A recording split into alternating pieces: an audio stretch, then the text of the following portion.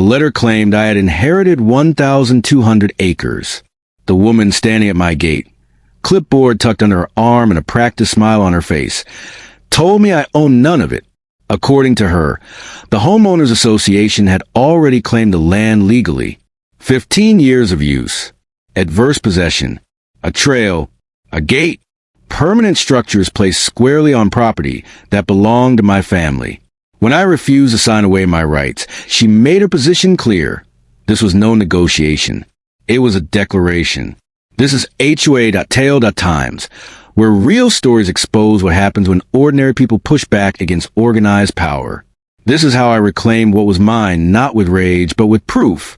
Because sometimes the only winning move is showing they never had authority in the first place. The envelope arrived on a Tuesday. Thick, expensive paper. The kind meant to signal importance before a single word is read.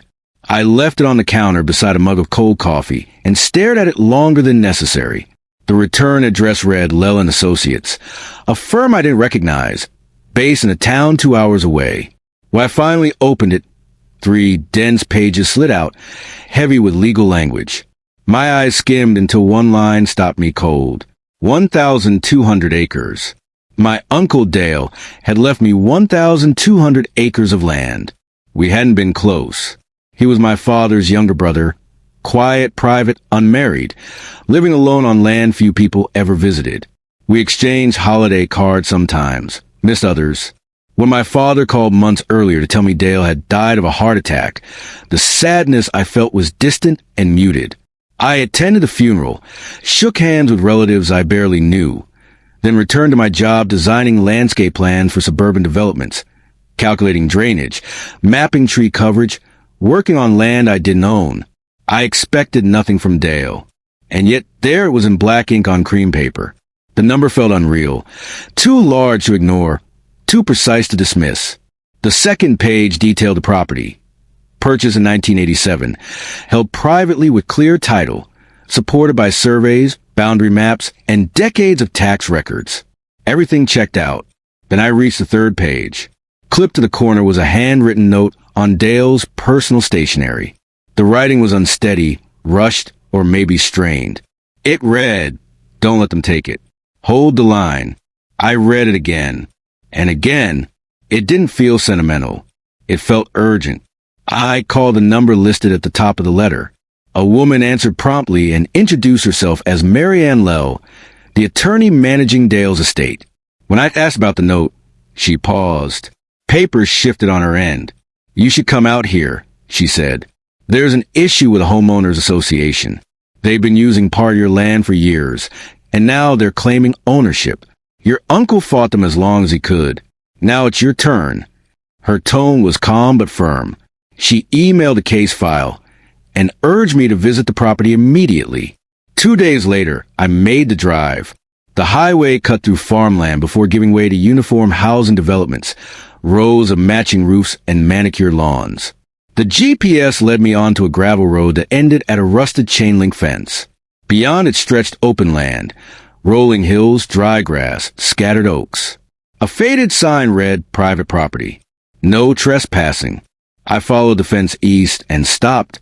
A gate stood there. Not a simple barrier, but an ornamental iron structure flanked by stone pillars.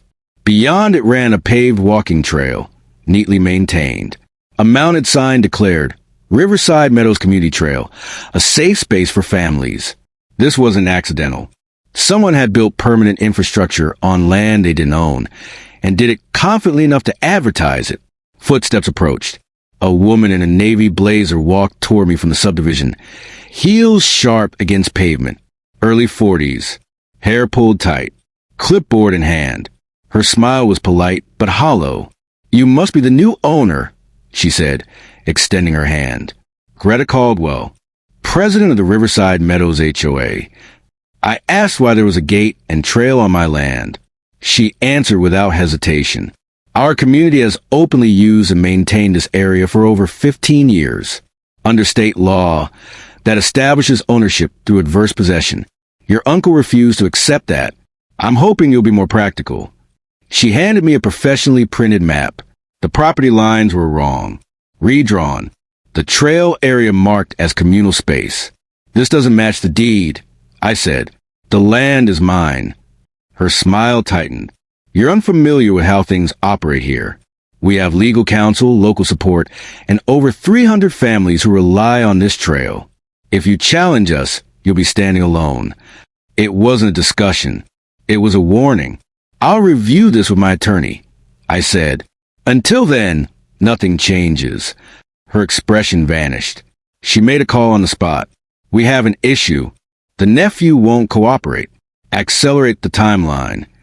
Then she looked at me, cold and unmasked. You have no idea who you're dealing with. I photographed everything. The gate, the sign, the map. I recorded a voice memo detailing our conversation, then called Mary Ann Lell. When I finished explaining, she asked a single question. Are you prepared for what comes next? I thought of Dale's note. Yes, I said.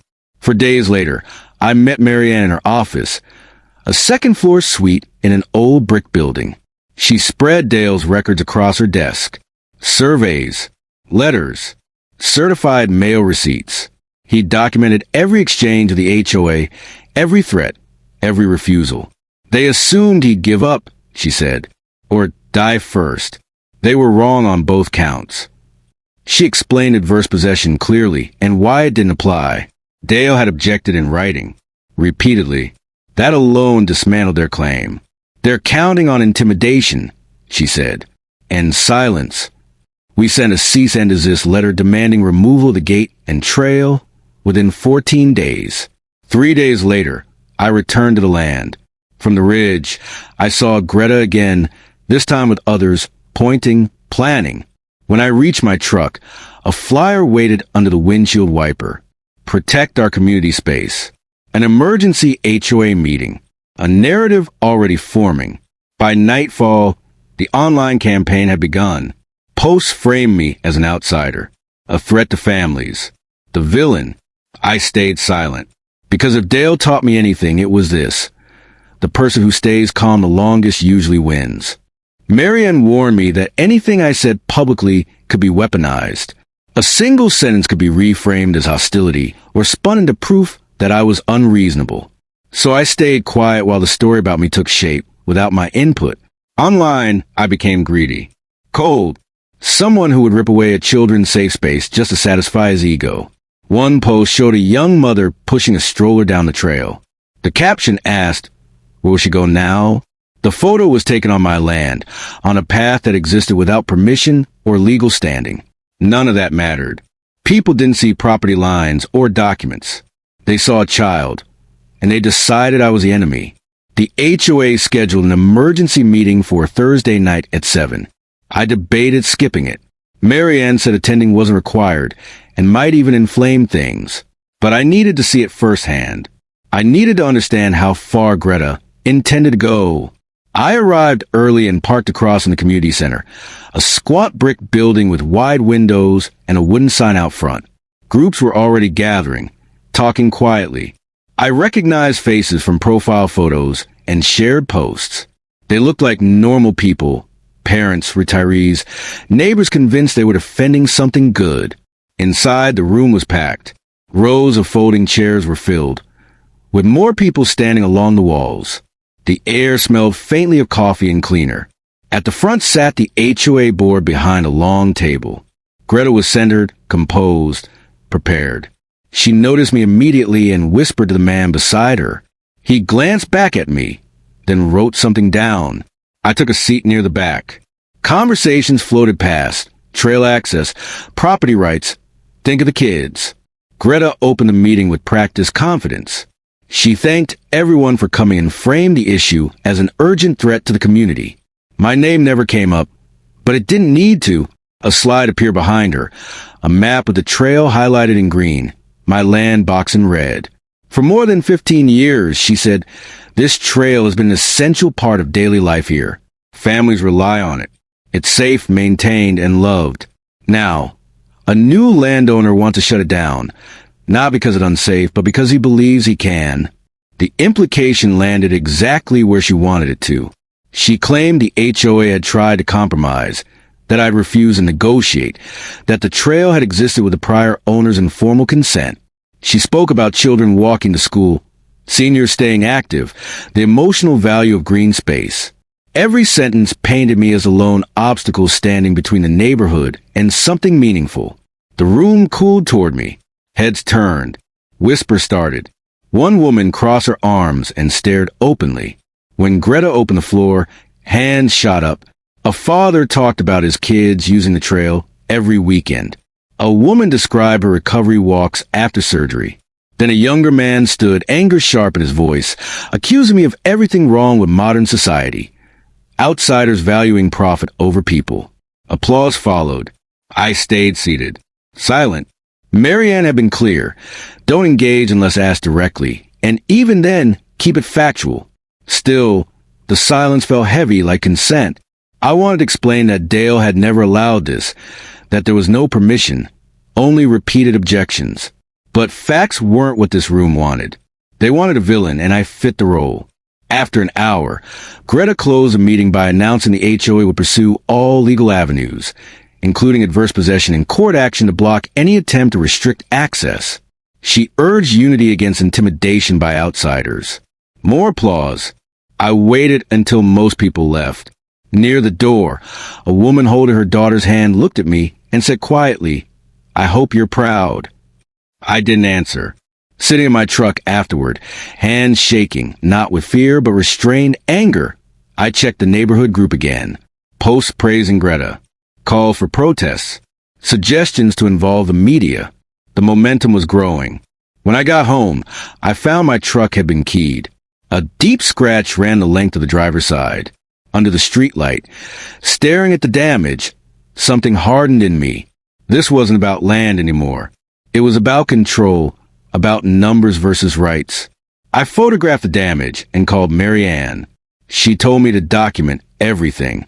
Posts, messages, vandalism, all of it. Can we win? I asked. Yes, she said after a pause. But it's going to escalate first. That weekend, I built the case the way I approach my work, methodically. I scanned Dale's letters, the HOA's responses, surveys, deeds. I organized folders, labeled everything, added photos, screenshots, timestamps. No emotion, just evidence. On Monday, Marianne reviewed it with another attorney who specialized in property disputes. He confirmed what we already knew.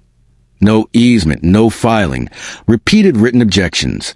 The HOA's legal position was hollow. They won't back down easily, Marianne said. They've gone public. We prepared the next move. Another letter, stronger this time, including evidence of harassment and vandalism. If they ignored it, we'd seek an injunction, damages, and court order removal. She handed me a notebook. Keep a daily log. Judges love details. That afternoon, I walked the land again. The fence, the creek bed, the ridge. I understood why Dale had fought. This wasn't replaceable. Near the gate, an older man approached me.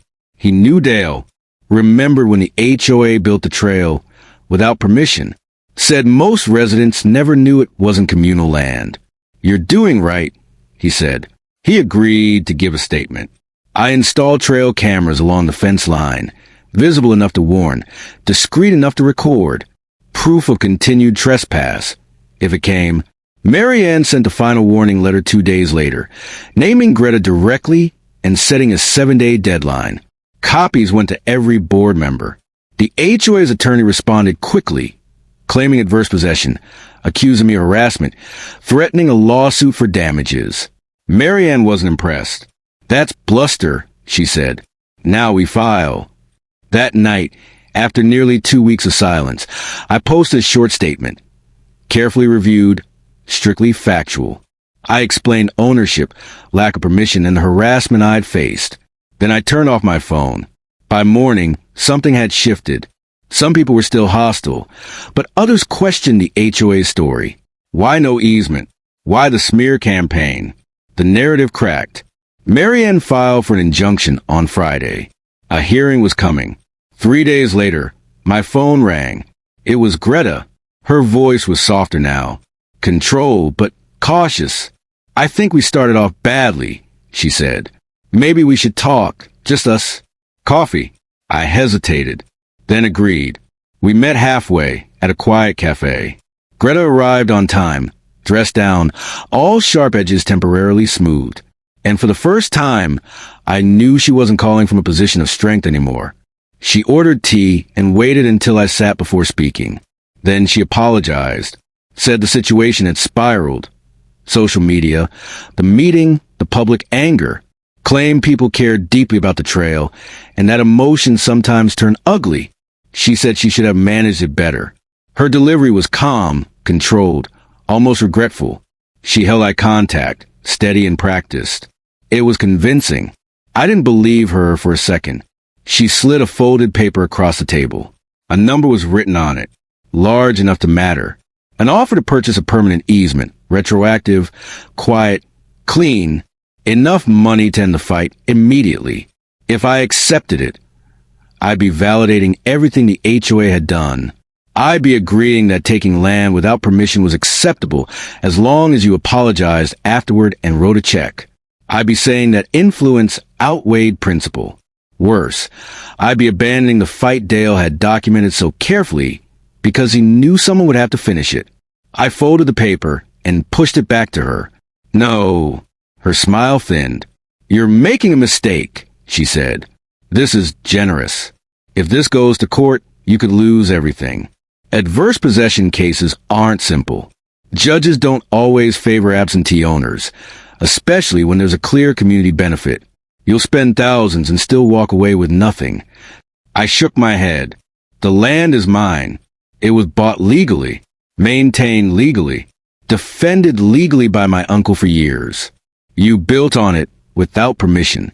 You didn't file claims. You ignored the law. Now you're trying to buy your way out of that. The warmth left her voice. You need to understand something, Mr. Penn, she said. The HOA has resources you don't. A legal fund that can outlast you. Relationships with zoning boards, planning commissions, people who decide permits and variances. And 300 families who vote, attend council meetings, and influence local decisions. You're one person with paperwork. Push this, and you'll learn how small one person really is. I stood. I have the truth, I said. That's enough. She didn't respond, but I felt her watching as I walked away, already recalculating. I sat in my truck afterward, hands resting on the wheel, breathing slowly. The offer had been real. Turning it down carried weight, but I knew I'd chosen correctly. This wasn't about winning money. It was about refusing to compromise where compromise didn't belong. I called Marianne and told her everything. She listened, then said, she's scared. That offer tells you everything. If they believed they'd win, they wouldn't try to settle. Now that you refuse, expect escalation. I asked what that meant. More pressure, more isolation, complaints to agencies, bureaucratic harassment. The goal is to exhaust you. That night, I went back to land. The sun was low, shadows stretching across the hills. From the ridge, the subdivision below looked calm, lights flickering on, orderly and quiet. But beneath it was a struggle over control and entitlement. I thought about the money Greta had offered, the easier life it could have bought. Then I thought about Dale's note. Hold the line. I documented the meeting in my notes, every word I could remember. Then I took more photos, continuing the timeline I'd been building. I didn't know how this would end, but I knew I was honoring what Dale had asked of me. When I got home, there was a voicemail from the older man I'd met before. He said others remember how the trail had been built, that not everyone supported the HOA's tactics. He offered to help find more witnesses. It mattered. It meant Greta's version of isolation wasn't true. Later, I sat at my kitchen table reviewing the file I'd built.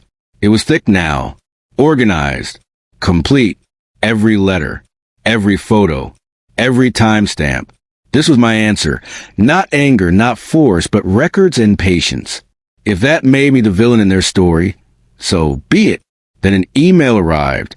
Unknown sender. Subject line, you need to see this. The message was short. I was at the board meeting last night. What they're doing isn't right. I have documents that prove it. Signed, Iris Dunner. I forwarded it to Mary Ann. 20 minutes later, she called. I know her. HOA secretary. If she's reaching out, there's a fracture inside the board. That's good, but be careful. Meet in public. Record it if she agrees. We met Sunday afternoon at the same cafe. Iris looked nervous. She wrapped her hands around her coffee and stared at the table before speaking. I can't pretend anymore, she said. I've been taking minutes for 6 years. Greta started holding decisions outside meetings, then rewriting records to make them look approved. She pulled out a folder, original minutes beside altered versions. Discussions erased. Votes added that never happened. Budget approvals that didn't exist. She wanted the trail. Iris said. Some board members objected. She pushed it through anyway, then changed the records. She explained why she came forward. The smear campaign. The threat letter. Watching the board turned me into a villain. There was an executive session, she said. The goal wasn't compromise. It was to drain you until you quit. She slid the folder toward me. I don't know what happens to me after this, but someone has to stop her. I asked if she understood the risk. She did, and she agreed to testify. I brought everything to Mary Ann that night. She went through it carefully, then said, "This isn't just a dispute anymore. This is fraud. The altered minutes proved intent, knowledge, deception." We filed an amended motion Monday morning. By noon, the story had leaked. Questions spread through the neighborhood group. The certainty Greta had built began to unravel. The hearing was set for Thursday. By Wednesday, it was obvious it wouldn't get that far. Mary Ann called early. They want an emergency conference. That usually means settlement before this goes public. By noon, a local paper had picked it up. Small article. Big implications. That evening, the community called an open meeting. Not official. Not controlled. Over 200 people said they'd attend. And for the first time since this started, Greta wasn't setting the agenda anymore. I debated whether to attend. Mary Ann told me it was up to me. Showing up could paint a target on my back, but staying away might look evasive. In the end, I went, not to argue, not to justify myself. I wanted to witness what happened when the machinery that had tried to crush me began to fracture under its own weight. I arrived early. The parking lot was already overflowing. Cars spilling onto the surrounding streets. Groups stood outside, voices overlapping. Tension hanging in the air. I recognized people from the first meeting, the one where I'd been publicly condemned, but the mood had shifted. This time, there was no unity, no single enemy, just uncertainty. Inside, the room was packed. I took a seat near the back, same as before. Greta sat at the front with 2 board members beside her. Iris was nowhere to be seen. I wondered if she'd been warned off, or she was choosing caution. The meeting started late, and immediately unraveled. Questions flew before Greta could finish calling to order. Had the board altered records? How much money had been spent without approval? Greta raised her hand, forcing calm into her voice, saying there had been confusion over procedures and that she'd explain. She spoke the same way she had at the cafe, controlled, polished. She claimed the minutes were revised only for clarity, that the board had acted transparently, that the trail had broad support, but the interruptions kept coming. Someone held up paperwork. This draft shows opposition. The filed version says the vote was unanimous. How do you explain that? Greta hesitated, then blamed clerical revisions. The room erupted. Then a man stood, mid-50s, confident. A CPA. He explained he reviewed the HOA's finances for years. The trail project, he said, cost over $80,000 and was never approved by the membership. It violated the bylaws. And if Greta authorized it knowingly, she was personally liable. Silence followed. Greta tried to respond, but another voice cut in. Iris stepped forward from the side of the room. She spoke calmly, clearly. She admitted she'd given the original minutes to my attorney because she could no longer participate in a cover-up. She described watching records altered, objections erased, authority abused. She said Greta knew exactly what she was doing. The reaction was immediate. Anger, shouting, demands for resignation, calls for a no-confidence vote, for the entire board to step down. Greta stood, voice shaking, claiming she'd acted to protect the community. Then she pointed toward me, accusing me of turning neighbors against each other. Hardly anyone looked. The narrative had moved on. A woman near the front stood and said plainly that Greta, not me, had caused this by building on land the HOA didn't own, by hiding dissent, by spending their money on a losing legal battle. Applause followed, hesitant at first, then loud. Greta searched the room for support and found none. Even the board members beside her had pulled away. She grabbed her bag and left. No one stopped her. Afterward, the meeting continued without her. Motions were made, an independent audit, a full review of past decisions. All passed unanimously. Someone raised a trail issue and suggested proper negotiations instead of threats. Eyes turned toward me. I stood slowly. I said I'd inherited land my uncle fought to protect. I hadn't sought conflict.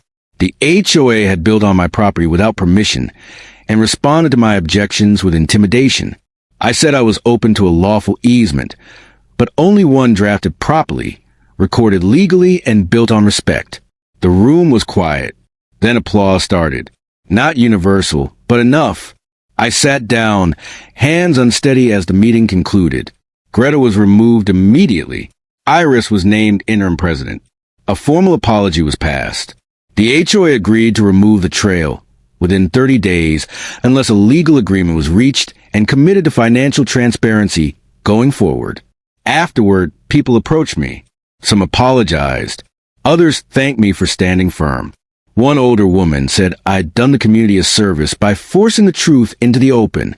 I left feeling lighter than I had in weeks.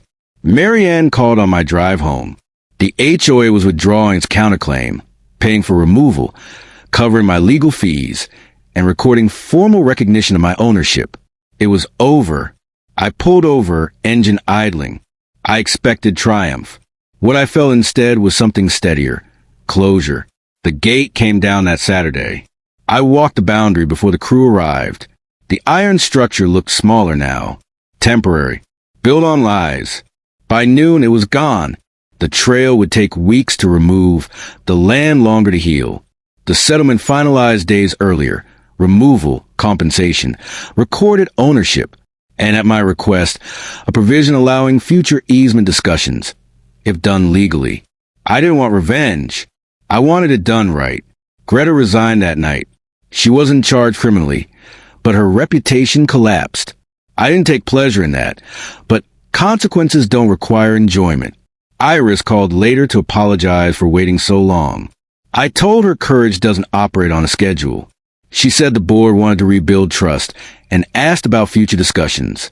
I agreed after restoration and recording were complete. I spent weeks planning land preservation, mapping water flow, erosion, native growth. It felt right. One afternoon, the older man who'd known my uncle visited. He said Dale would be proud. That this fight was never just about land. It was about refusing to surrender simply because others had more power. A month later, the county records arrived. Clear title. No claims. No encumbrances. The fight was finished. Before winter, I returned once more. The ridge was quiet. The land healing. I planted an oak sapling and watered it myself. Hold the line. I had. And now the line would endure.